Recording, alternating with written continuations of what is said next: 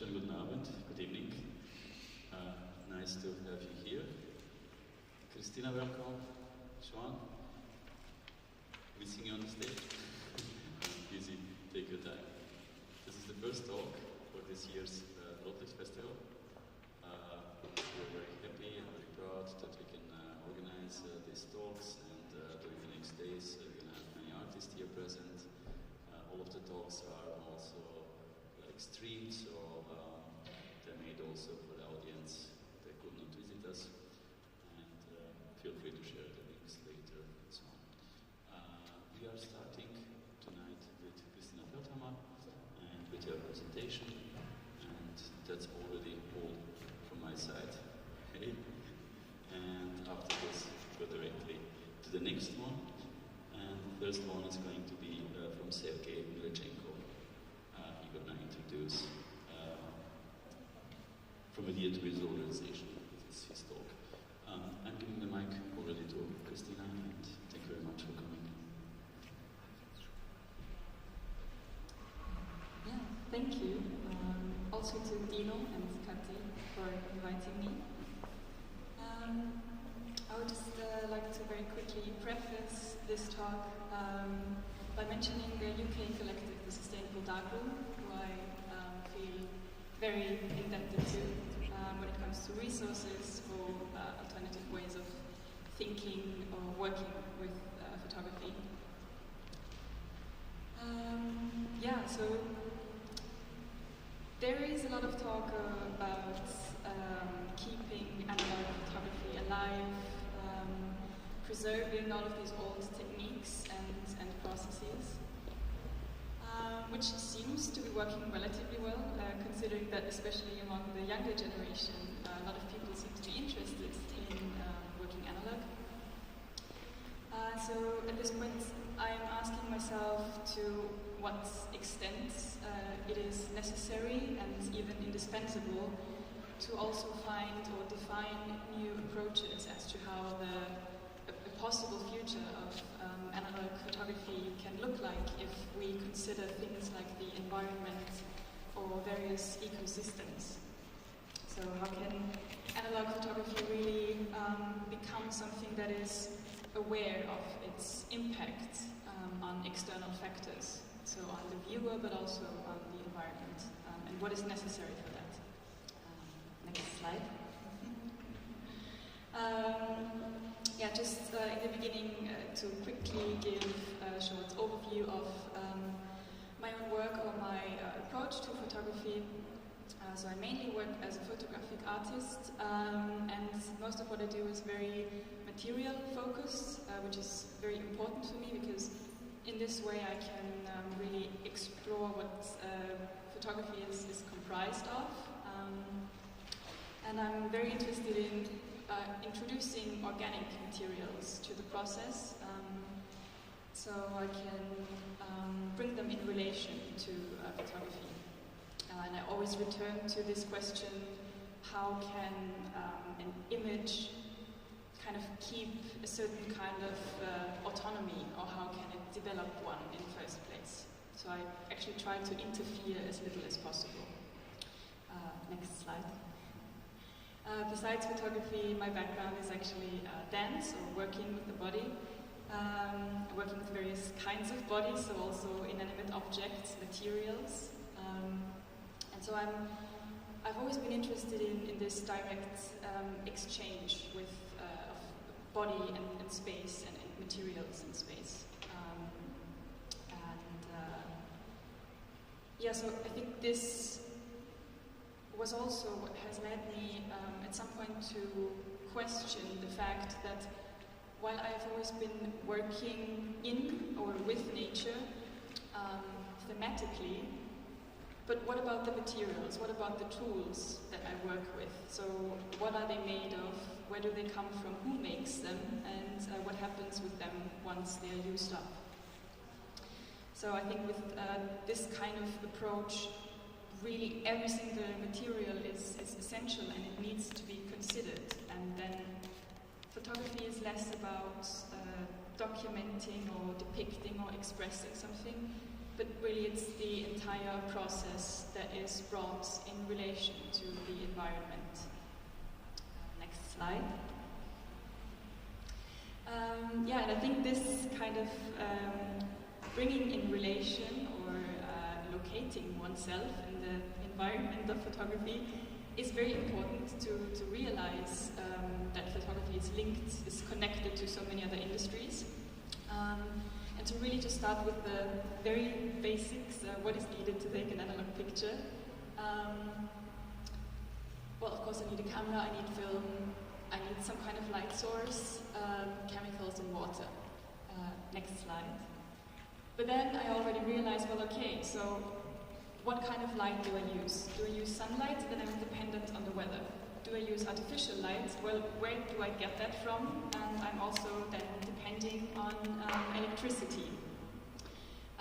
What about the chemicals? I might get them from a company, but they source them from various other manufacturers. And then, of course, the film. So film manufacturers, they are connected to various other industries. They need slaughterhouses to source the gelatin. Of course, the silver to even get a light-sensitive emulsion. You get silver from a mine. Well, where is the mine located? Who is working there? Under what conditions? And at this point, I haven't even really processed my film. Next slide. So then, what happens next? Do I work in the darkroom? What do I need for this? Who am I connected to with that? Do I just bring it to a lab? Who is the lab connected to? And who is it depending on? Where does the waste go? Do I scan my own film? Who made the software for that? Where do I store these images? Do I store them on an external hard drive or in a cloud? Then where is the cloud server located? So I could go into much more detail here, but I think this already illustrates quite well this kind of entanglement and the dependencies of just one photographer. Next slide. Yeah, so now we can just break down or look into 3 of these factors and see where the problems are or what possible approaches might be. Next slide.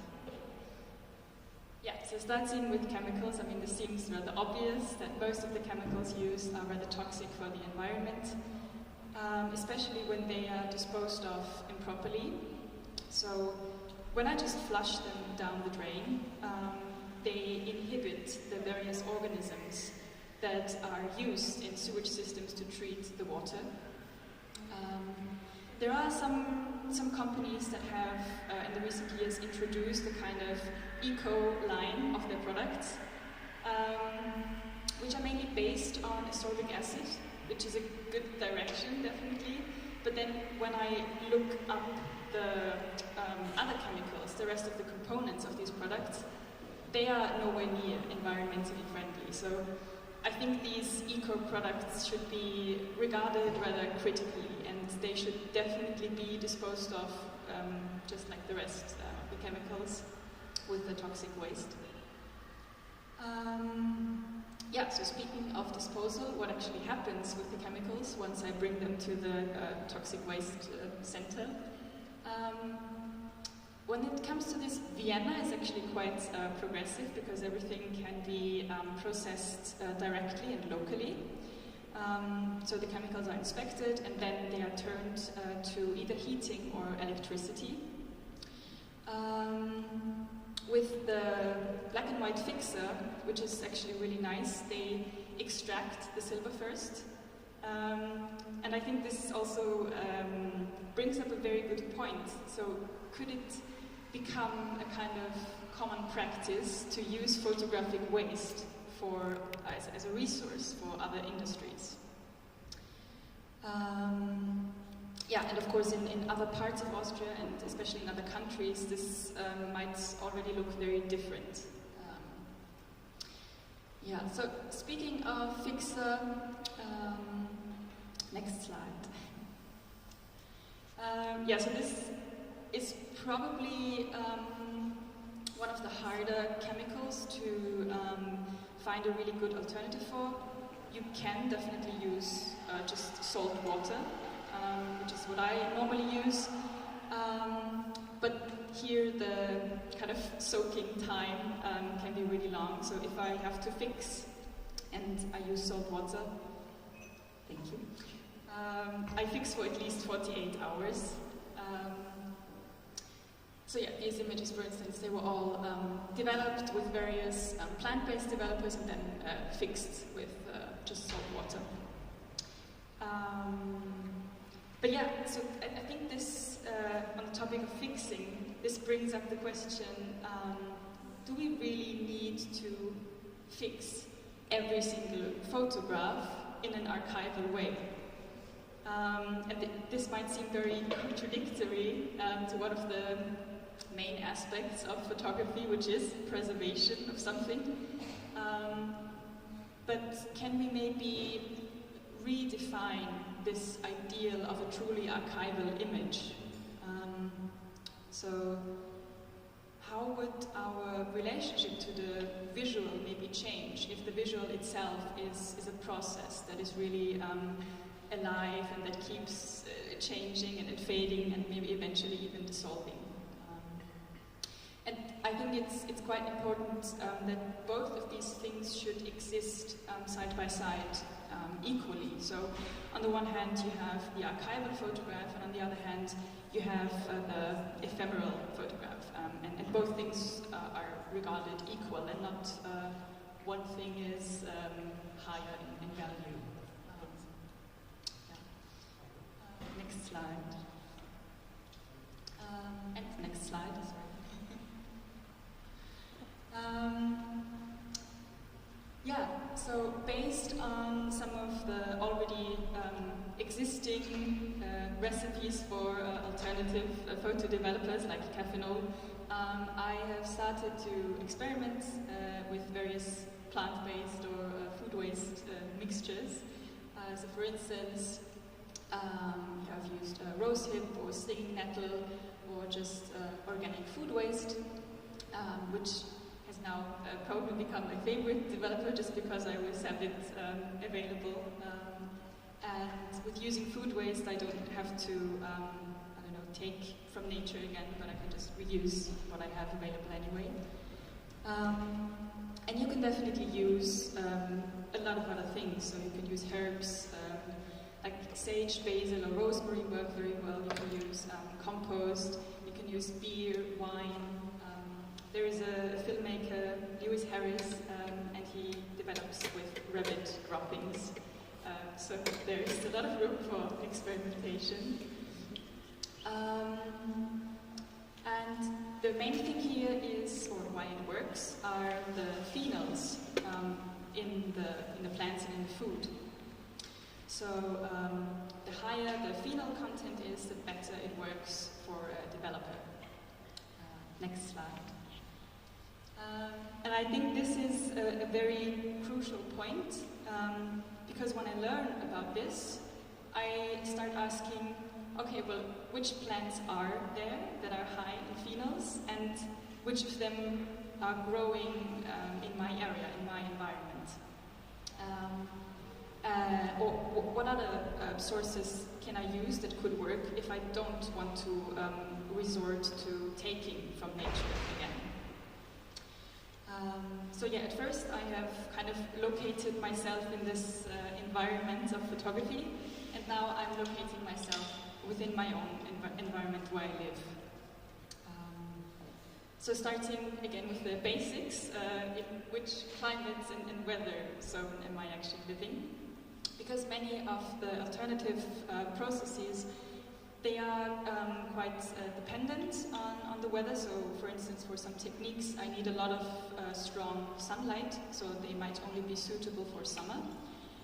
And also the phenol content of plants is usually higher in spring and summer. So maybe I have a different photographic practice depending on what season it is. Yeah, then of course again, dealing with plants that are local, looking at what I have available. And this is also linked to the third point here, so which specific ecological threats or pollution is happening in my area, so that I can act accordingly, so that I don't know, with my actions actually I'm adding to this pollution, or I maybe take plants that are definitely of better use to another species than for my developing concoctions. Next slide. Yeah, so the next factor, film and paper. Gelatin, I've mentioned it briefly before. So even though it is only a byproduct of the meat industry, but still by using film and paper, I am connected to this. So I think it's important to be aware of that. In regards to finding other sources, other resources to use instead of gelatin, one of the big photo companies have stated that with other things instead of gelatin, the result would be very fragile, very slow, and not very long-lasting. So I think again it's a question of there might be options, but again they simply do not follow certain standards that have been defined once in the past. Yeah, so plastic, it's also quite obvious that there's a lot of plastic involved in film photography. For film, there is actually a French company that is manufacturing film on Japanese washing paper. So there is an option to change this. Next slide. In one of my projects where I wanted to kind of forego the use of film, I simply used leaves instead of negatives in my enlarger. But of course I still had to, I still printed them on paper. I used fiber-based paper here, but very often I'm working with just any kind of outsourced expired paper that I can find anywhere. So then, of course, I can't choose which kind of paper it is. And very often it is resin-coated paper, so it has a thin layer of polyethylene of plastic. And next slide. This is another very recent and still ongoing project of mine where I'm kind of researching how these resin-coated papers can be processed further and how well it can be broken down. I'm taking pictures and prints from my archive, which is rather big as I haven't really thrown out any darkroom waste over the past 10 years, so I can now reuse that. And yeah, I'm mainly working with a common paper mache technique, and it turns out to be rather hard because, unsurprisingly, the plastic isn't soaking up the water very well. And so for these sculptures, for instance, I used around 18 liters of water, which is a lot, even though I tried to reuse most of it. Next slide. Yeah, which then brings us to the last point here, the water that we use for washing film and paper. First question, do we always have to use fresh water? Because actually rainwater can be very beneficial, especially when working with plant-based developers, because it's full of natural minerals. And also I just really like the idea of a rain barrel becoming a very essential tool for every darkroom. And yeah, is it really necessary to wash the film, the prints, for such a long time? One, again, very big photo company, they have an online PDF available with instructions how to minimize water usage. And the suggested washing time is 20 minutes. So So 20 minutes of running water, is it really necessary to wash for that long? And do we really need to wash every time? Next slide. So if I don't wash off the fixer, then stains might appear. But what if sometimes I can work with these stains? Just like working with the dust or fingerprints on a negative, because for me this really doesn't mean that I'm not taking proper care of my work or that I handle my materials well. It simply means that I am handling them, and that this is not happening in a airtight, cut-off space. And so maybe this handling leaves traces or kind of inscribes itself on the image. Yeah, I think again this is, here we are dealing with the ideal of a very flawless and archival image that is a question, can we redefine this? Next slide. Yeah, so I think when working in an alternative way, it's really essential to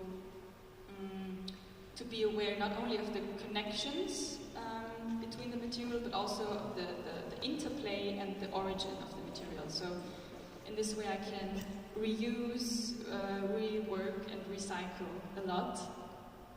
And I think then it is less about the final image, or the final image is not the goal anymore, but it's really just the starting point for the experiment. Next slide. Yeah, and in this way also other materials that usually have nothing to do with photography, they are introduced to the process and they are involved in it as much as I am, and they are given agency to really act as protagonists. And I'm reminded that creativity is not something that is exclusive to humans, but also other life forms. They constantly have to find creative ways to be and to survive in the world. To bring this very quickly to an end, I think it's just important to say that there is no one correct way or one best way to do things. The way our world and our society is structured, you can't really have solutions that can be applied to everything. So the most important thing, I think, is to engage and to examine my own situation, my own environment, and then act according to that and make decisions that are based on that. Maybe we can open it up for questions if there are any.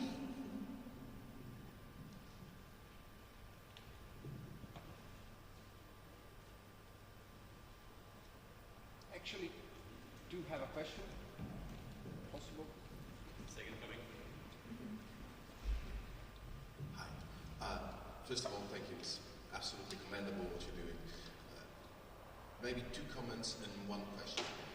Recycling fixer has been going on since the 20s at least, so it is a very common way for, say, bigger output labs just to recycle fixer and pretty much then discard the silver fixer, which we do as well. For example, there are, I think, British standards and ISO 9002 machines which are actually the silver fixer. So recycling fixer is a thing. We are running a commercial lab. How would you say, with your approach, kind of, try to find solutions to the problems we are generating or we are faced? So we are absolutely not, we cannot be, obviously. We cannot be this environmental aware. So how could you, what would you do for a commercial lab to become more sustainable? What would, I mean, because it, that's what we do. Yeah. Thank you very much.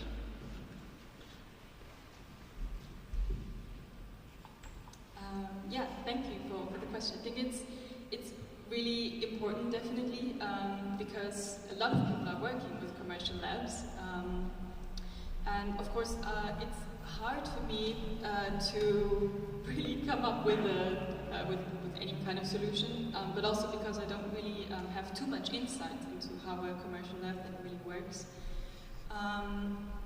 But probably looking into where you are resourcing your I don't know, materials from, to also look up, well, which companies are there, who are they, I don't know, who are they funded by, who are they supporting, what are their kind of ideas, and yeah, maybe in this way looking for alternatives, because I think the more commercial labs are also kind of putting pressure out to other companies for, I don't know, finding more sustainable solutions to work around things, then I think that's yeah, already a good start. But yeah, like I said, of course, it's very hard for me, as I don't have too much insight into how that operates. Thank you. Any other questions?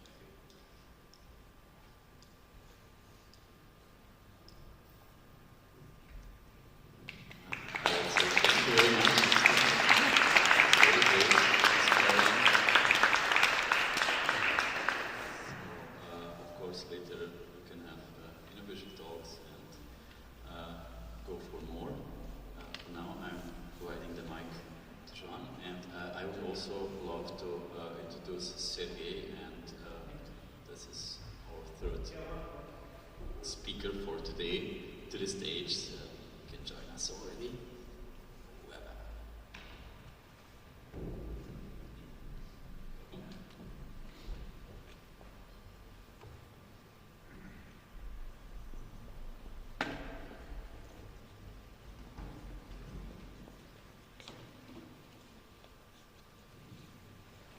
Hello? Hi. Can everyone hear me? Perfect.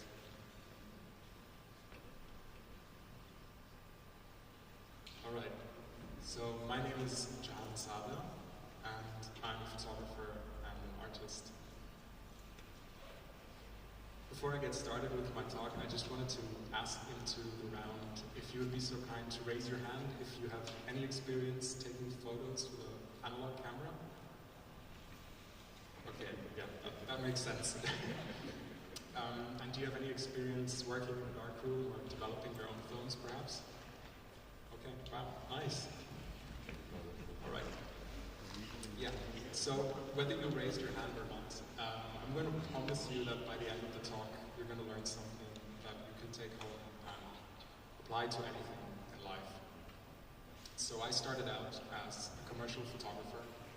In the past, I worked mostly with advertising and food photography and things like that. And in 2015, I took a step back and reflected more critically on not only my photography, but everything that was happening around that. So I started a platform on Instagram called DOYOUDEVELOP. And the main focus was to talk about analog photography and all the processes that were involved by it.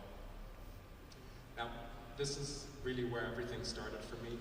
This is my great-grandfather's old camera, and I found it safely tucked away in a cupboard in my parents' apartment where it was stored for, I think, over 3 decades next to old slide film, and old negatives, and very nostalgic things.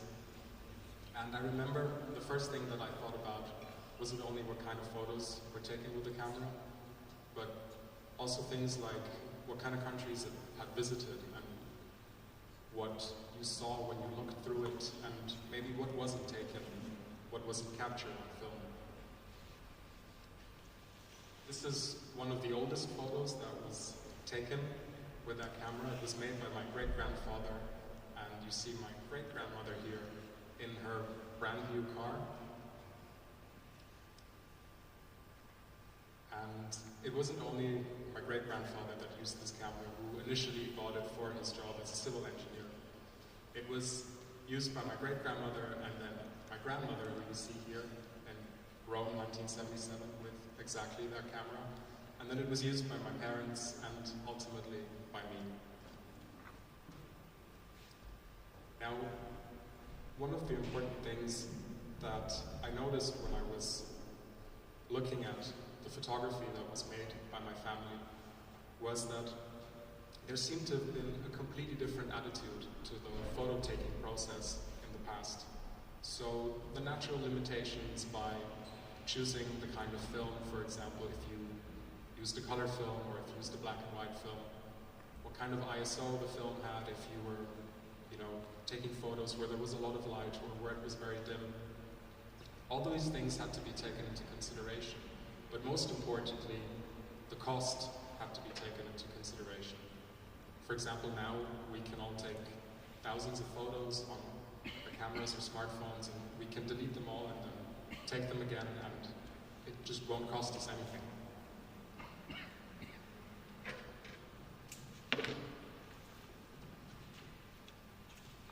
So what was once a common practice seemed to me that it was kind of forgotten, and it felt like there were completely new rules to photography. So what I've been trying to do in my own work is kind of take these past ideologies and these approaches and recreate them in my own work, and feel like, for me it felt like it was something that I needed to fight this flood of images that could let you sink in the masses of all the things you saw on the internet, on social media, and things like that. So this is actually a print that I made myself, and I tried to recreate the apparent image wobble that you saw before in just print form. So yeah, in 2015, I started out sharing most of my thoughts and tried to engage in conversation by creating this platform on Instagram, which grew up to 25,000 followers. And I was very keen on meeting so many people and connecting internationally. The name that I came up with, Develop, really doesn't only describe the technical aspect of what you do when you develop films, but also it signifies a type of movement and an improvement and perhaps a more critical thought of what the process itself is.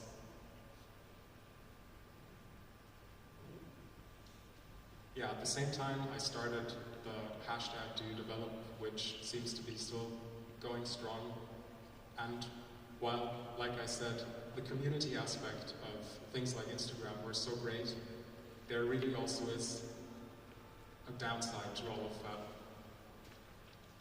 So can any of you guess perhaps how many photos are uploaded to Instagram per day?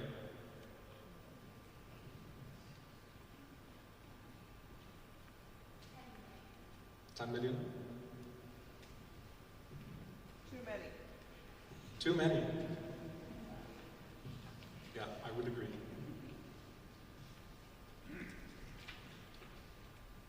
Yeah, 95 million photos are estimated to be uploaded on Instagram per day, and by now that's not only photos but also reels and videos and stories and things like that.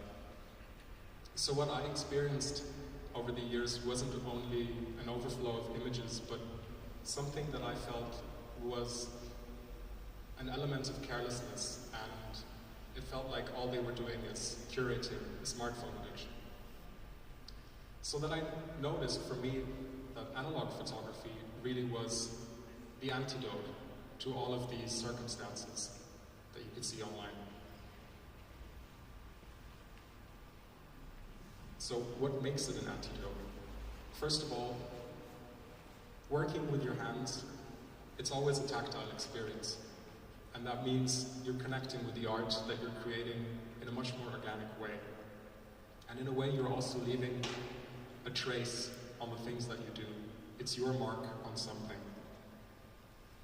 And then second of all, it is a craft. And that means you need to know your way around the darkroom. You need to know how to develop films and use the different chemicals and perhaps also experiment around finding the right kind of recipe.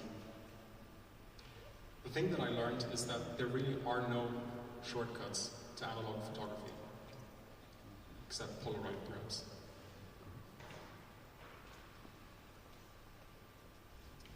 And third, the appreciation of this process was something that I realized I could apply to so many other things in life.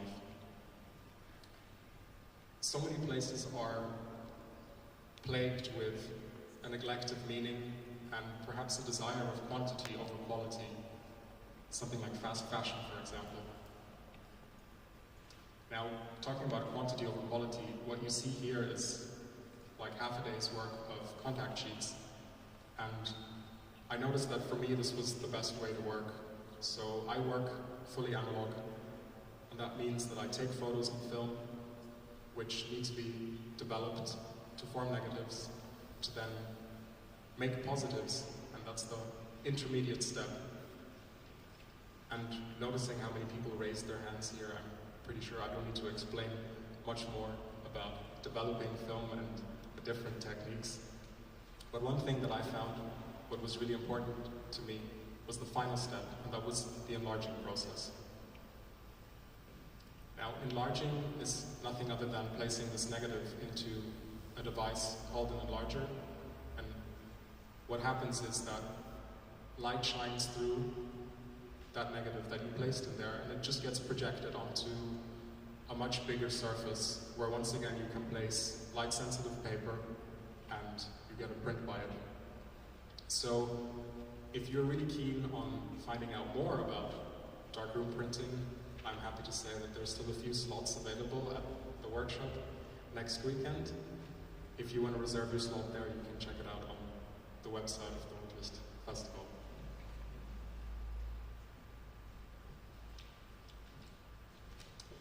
So one of my favorite things about analog photography wasn't only the tactile approach to it, but also an element that I discovered was an element of realness.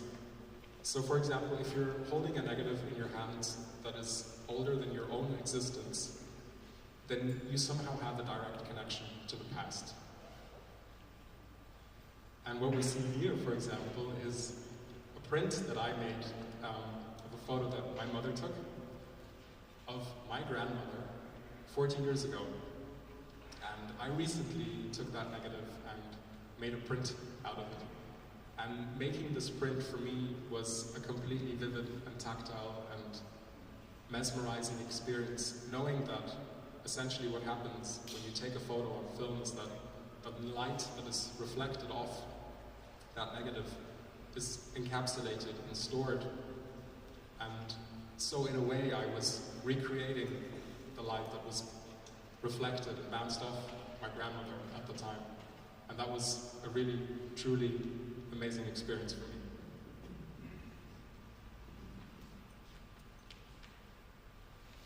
In 2020, I started studying fine art and photography at the University of Applied Arts, and I noticed that my understanding and my appreciation for the crafts grew even more. So this is one of my favorite quotes by John Ruskin, and he said, "The highest reward for a person's toil is not what they get for it, but what they become by it." I noticed that taking all the things that I learned at university and taking classes in carpentry and bookbinding and papermaking, and all those things were incredibly valuable and things that I could apply to other aspects of my life.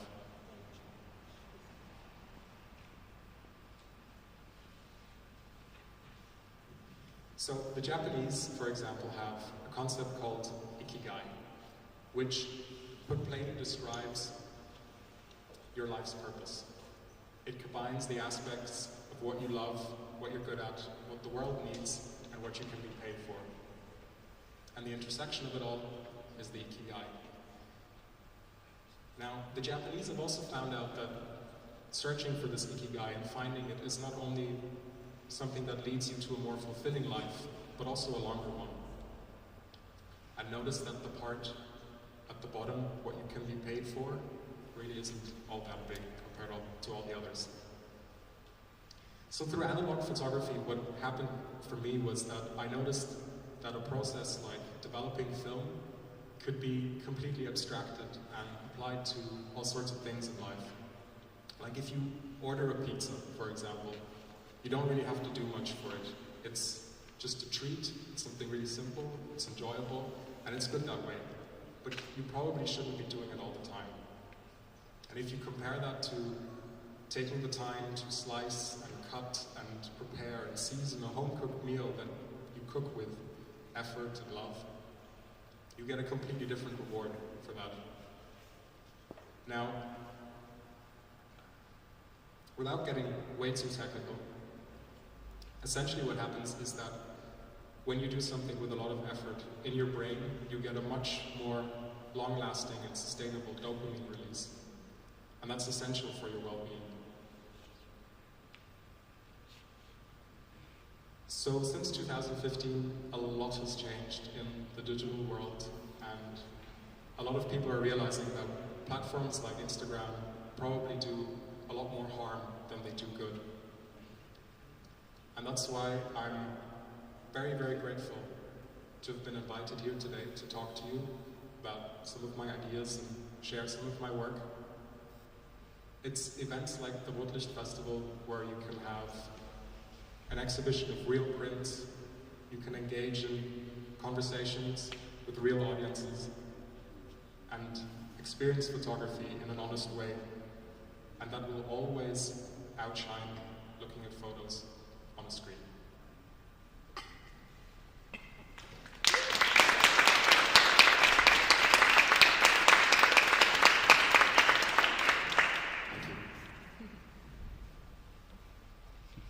Questions or? Yep.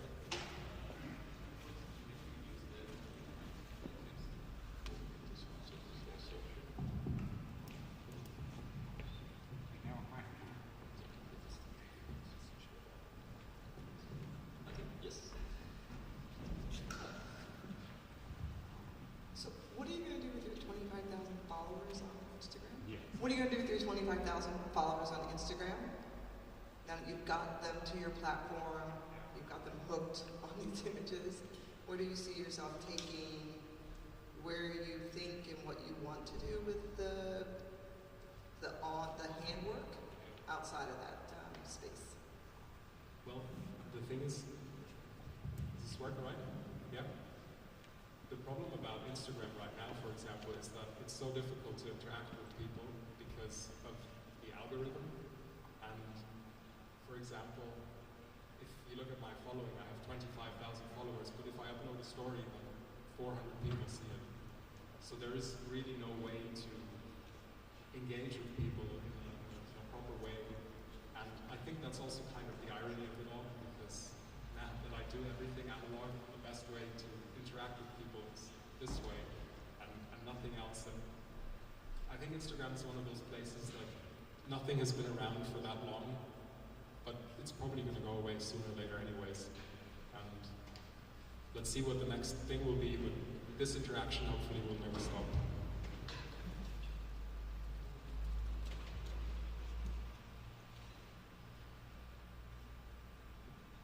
Any questions? Okay. Thank you very much. Thank you. Very public, yeah.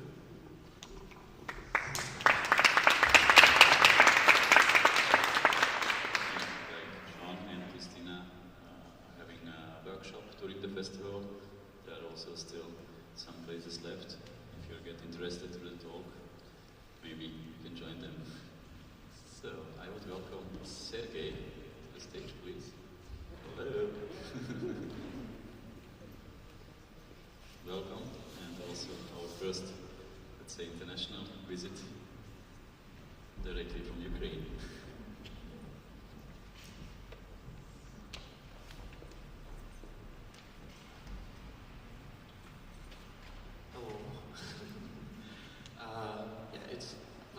now. I'm Sergey Melnitchenko. I'm a photographer from Ukraine. I started to do photography in 2009. It was like 13 years ago. And today the topic of my talk is from idea to visual realization.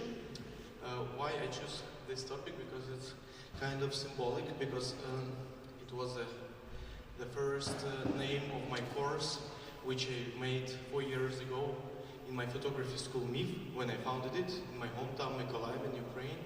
You can put next slide. Yeah, and here is a bit about me.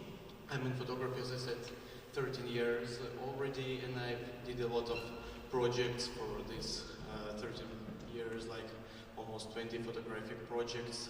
And I used to work with a digital camera and of course a lot of with analog. So I will tell you a bit about, like, a few words about each project because it's really take a lot of time to tell about every of them, to tell about each of them. But at first I think that it's important to go deeper about the artist story. So I want to tell a few words about how it came into the photography. Next one, please. It was 2009, and I got a piercing in my tongue. Yes, I told to Dino and everyone, and I showed it like in a few days to my mother and my grandmother, and they were really not very glad about my decision to make it. So they asked me to put it off from my tongue, and my grandmother just came there from Italy.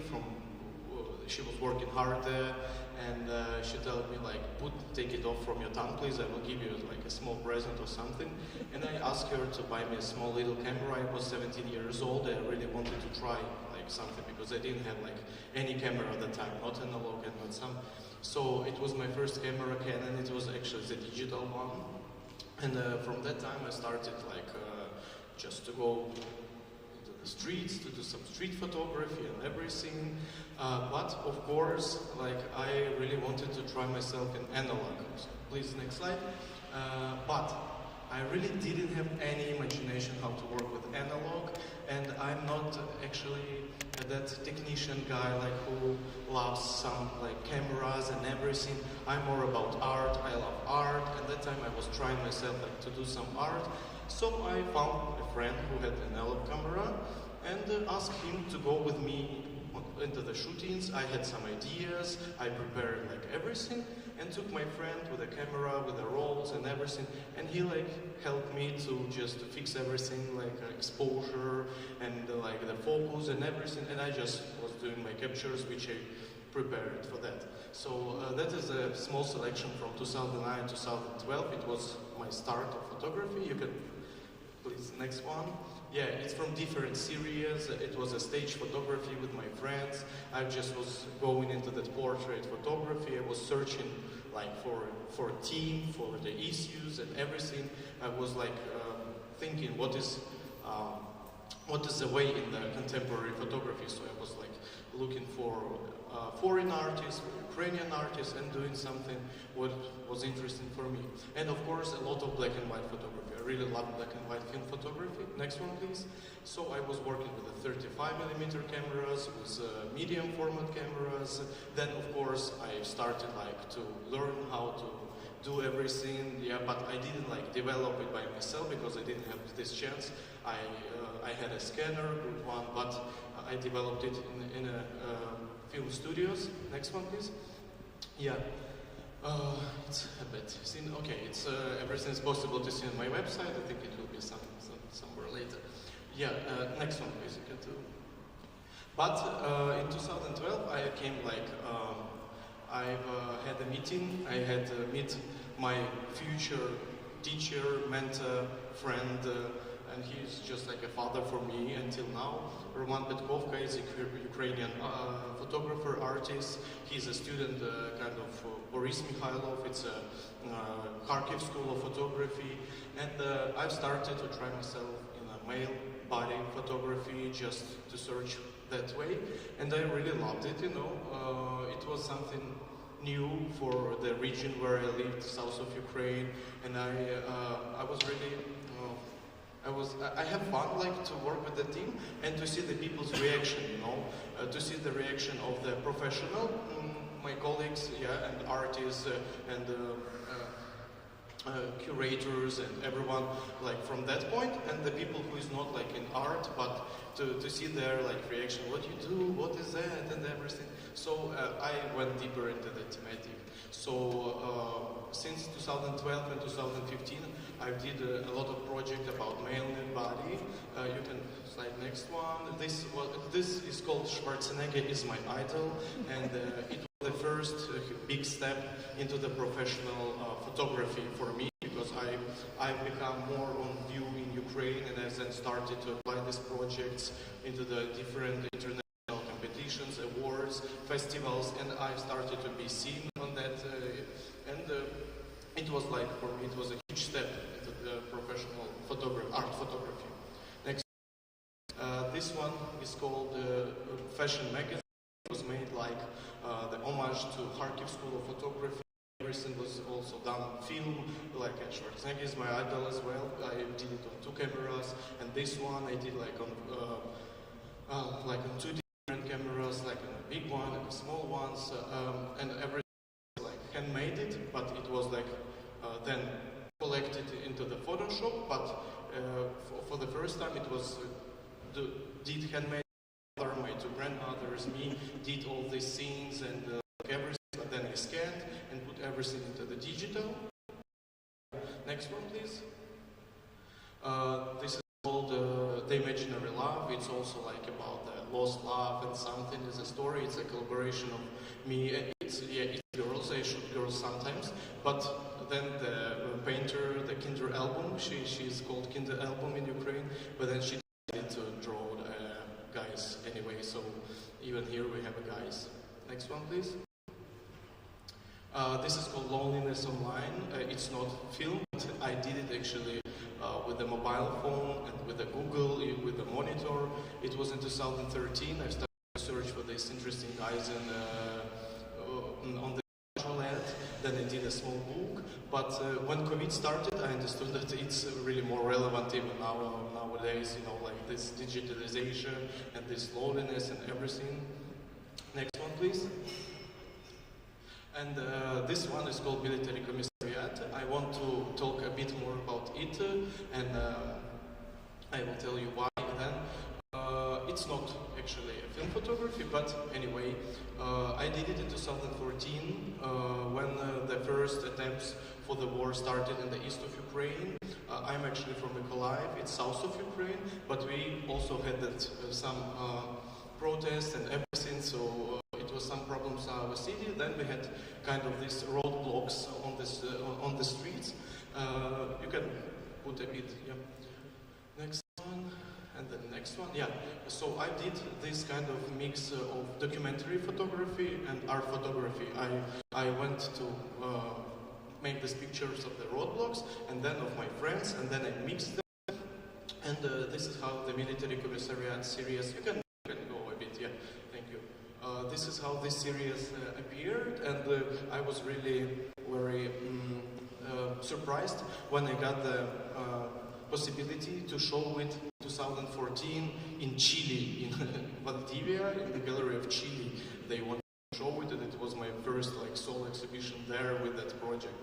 Yeah, and then I will tell you why I wanted to tell a bit more about this project. Okay, thank you. We can go further.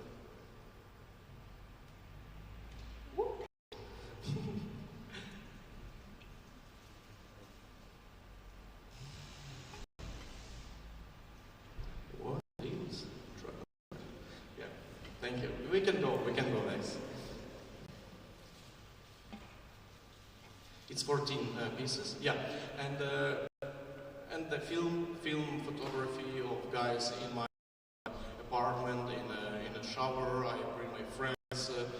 It's not mine, it's my mother's apartment, yeah, but I lived there like for half a year, and the mama asked me, please don't bring any friends, we just do this great like repairings and everything, like, you know, like this good apartment. And I said, okay, and every day I was like, somebody was doing his pictures in her apartments. When she saw this, not very happy about that.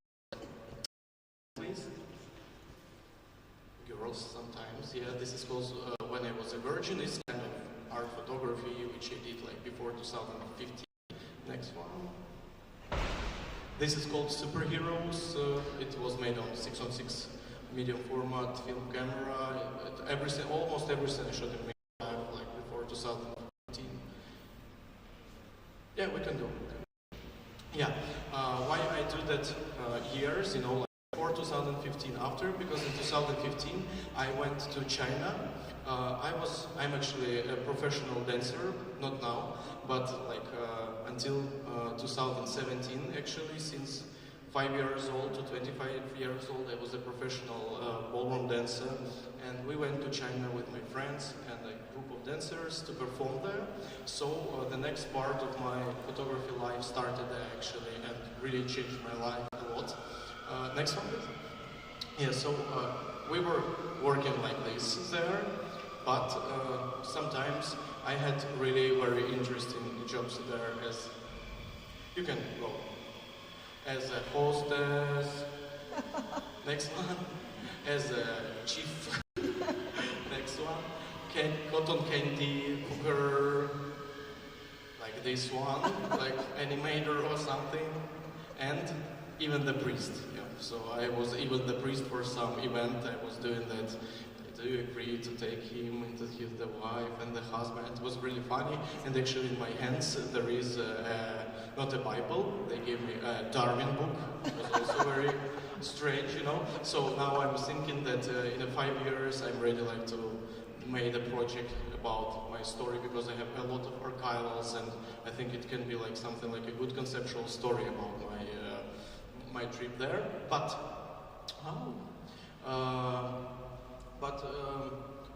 in half a year, we weren't there like for a year, but I lived there in total like 2 years and a half. In half a year, I like remembered that I'm a photographer, and I had a dream like to have some different kind of cameras like Polaroids or Instax or something. Yeah, we can go next.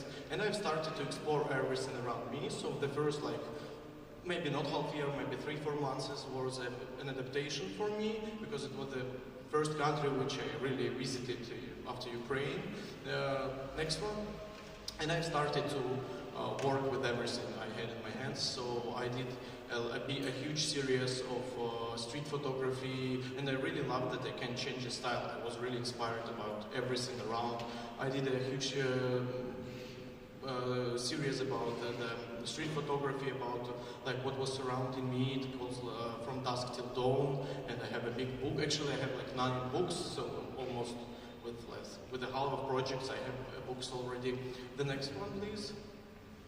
Yeah, it's also from Dusk Till Dawn series. Everything was captured on the mobile phone and then post-produced on the mobile phone. Also, next one is it's called Polaroids from China, but actually it was shot with instant camera, the Fujifilm Instax. But for me, the process of Polaroid, I really loved it. So I had a lot of packs of Polaroids with me, and I was just shooting all the days. And I also have a book with it. Next ones, please. It's from Hong Kong. Also have a project which was Passengers. I did an action camera in the train, and then I started to look for these imaginary IDs on internet, or to like to understand who is these people. It's such, of course, a game conceptual story. Next one. Next. Yeah, and I did just one time. I did a male nude photography. Actually, I didn't want to do it there because in China we know like a brilliant photographer, Ren Han, and he did like a lot of great pictures, and a lot of also like Chinese photographers do great art. So I really didn't want like to do something like that. But there I didn't have anything else just like that. So for me, I decided not to work with with a nude photography. But only one time I made this project, which is called Dialects in Hong Kong, with one guy, and this is how it looks like, already finished, framed, and this handwriting on them. Yep, next one, please. Next one. Yeah, and the main story, which I did there, is called Behind the Scenes. one day we were like, well, not one day, one time we were working in a nightclub, like as a dancers. We did our like group shows, like performances, and it was a super like strange. I mean, like on visibility. I don't know how to explain it in English, but it was really interesting there. But I decided to start photography only in 3 months. I don't know why, but we was performing there and having fun, drinking and everything. And on the 4th month, it was actually the last month of our job there, I decided to start fixing everything what is happening like on the behind the scenes with the Chinese girls. We were like in good relations with them, so I didn't have a problem to make the shootings. You can go a bit, yeah. So I did the project which was called like Behind the Scenes. It was 2016. Yeah, it was in the final. It was 82 photos of the behind the scenes.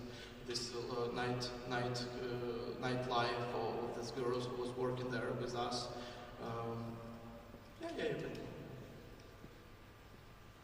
They were like colorful. When I did like the first photos, and then I started to work with the colors, I saw that I see like this cinematic light, cinematic colors. So I released every day. I was searching like for new shots. So it was. And actually it was kind of the first documentary project for me. It's kind of mixed with the art, but with that colors and like with that compositions. But anyway, it was like the first project for me which I did in that documentary way. Yeah, and why it's was so important for me, because in 2017 I've applied for Lake House Kabarnak Award, and I become a newcomer winner of that award. And that time I was the first Ukrainian for 37 years of the award, like to become a winner. And actually, after the Schwarzenegger is my idol, was the first step into the career in my in my hobby. But this one makes me like more into the professional view, and it opens me like a huge, I don't know, a huge road further, you know, like in the career and everything. So I needed to decide what to do, to go back to China or to stay and to make my life completely with photography, to become not a hobby but like a main deal of my life. And I decided to do it. So I had like a lot of exhibitions, like publishings. I started to sell my works into the collections and everything. It was really cool because this award gave me a lot of chances and opportunities. Yeah, you can go. It was like a ceremony and everything. Yeah, we can go next. Yeah, this is from exhibition. Yeah, actually I really have, after 2017, of course, I did more projects, like series of naked self-portraits in Paris, Poison Tattoos, Her, Who is Here, Young and Free with a question mark, and Fundamental Space Explorations of Naked Singularity. Of course, it will be like a lot of time to talk about all of them, but I would love to tell a few words also about the last one, about the Fundamental Space Explorations of Naked Singularity. Yeah, we can go. I will tell about, yeah, and that is kind of the books which I did for this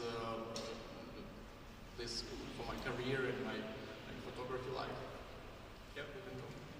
Yeah, and why did I choose this project? Because it's kind of it's a fake documentary project, and it was the first project of mine, to mix the styles. As you see, yeah, I always looking for some new visual language and everything, to try something new for myself, to try how to work with it, because it's really interesting for me to use different styles of photography. And here is the latest one, which really gave me a huge field to take something new. So I did here, we can go. It's only also some of the pictures here, but I started to make photos, and I started to look for a lot of textures, texts, different interesting news and facts. So It's a kind of fake documentary, as I said. It's about the searching by human of himself on his own planet. Yeah, because sometimes we lose ourselves, and this is like the storytelling, like a fake storytelling about like how to find yourself on your own planet.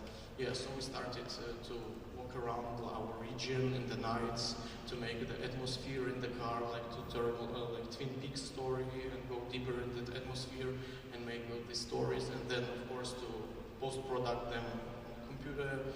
And also I did some of the pictures, like fake film pictures, like this developed or something like control sheets, control papers, because I really love film photography, but last years I'm not with it, but I'm coming back even with it, like with the fake stories. Some of the pictures was used from the Google or something. I found some sujet sceneries like which were common to my pictures, to compose them, to mix them.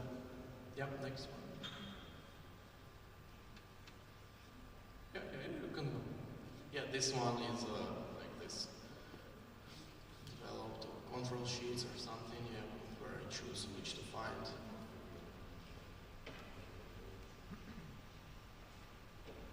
And after that, I decided to make it wider. So I have a friend who is, one of them is digital artist, and one of them is like physical artist, which draws with the pencils. So we started like to draw this project, and now we have like 3D animations with that, with these pictures. It's which we like put on the screens, and also we have drawings with pencils, like hyper reality things also. So it's really interesting to try to use all the media we can for the like installation use and for the exhibitions. Yeah, and actually MIF is my photography school, but tomorrow I have this topic about my photography school and the book which was just released in September, and actually like I would love to tell like about our last year since the war started in Ukraine, how we do with that, with the help of art and everything. But I think we can go a bit further. Or no, okay, I will tell tomorrow, so I'm waiting for tomorrow. Yeah, so actually, I really love photography. I really love to make a lot of pictures, a lot of projects, and I was working like on them a lot. But last year, like from the spring, from February, it's a bit hard. But I put all of my energy, I think, about my on my students, on my school, on developing them as well. Yeah, so something like that. Yeah, thank you.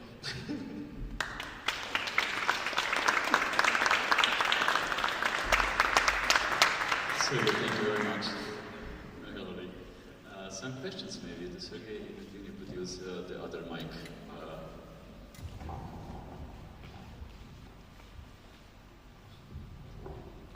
Sergey, thank you for your presentation. I think you're quite well known in the photography scene in Ukraine. You have a lot of, you teach a lot of classes. Since the second Russian invasion to Ukraine on February 24th, how did the photography scene change in your view? Not only in the artistic way, but also regarding concepts, etc. You mean my personal or like no, general? the scene, the photography scene. Of course, we have like a lot of documentary photography now, like which fixing the realities of our life, and even like the people who was working with the art and conceptual photography, they're going deeper in this way. Maybe sometimes they're mixing like documentary reportage with some conceptual things. But of course, a lot of artists like Artem Mobilevsky as well, yeah, my student, which is exhibited here in the frames of festival, he's like reflecting also like with the conceptual photography, he's reflecting on what is happening now. He's starting to search like for his roots because, of course, in the like visual way, you know, in the photographic way, because like we have a lot of things now to rethink about our roots, about this topic.